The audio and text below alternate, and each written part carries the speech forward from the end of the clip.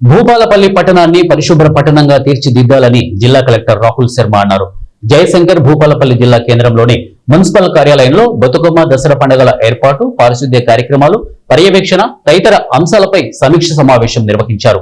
ఈ సందర్భంగా జిల్లా కలెక్టర్ రాహుల్ శర్మ మాట్లాడుతూ క్రమం తప్పక ప్రతి ఇంటి నుండి వ్యర్థాలు సేకరణ జరగాలని, వార్డు అధికారులు పర్యవేక్షణ చేయాలని ఆదేశించారు.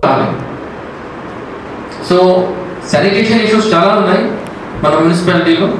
సో మీరు అందరు వార్డ్ ఆఫీసర్స్ మీ వార్డ్లో తిరగాలి అండ్ అన్ని మీరు శానిటేషన్స్లో ఎక్కడైనా ఉంటే మీరు శానిటేషన్ సూపర్వైజర్ ద్వారా మీరు అది అన్ని క్లీన్ చేయాలి.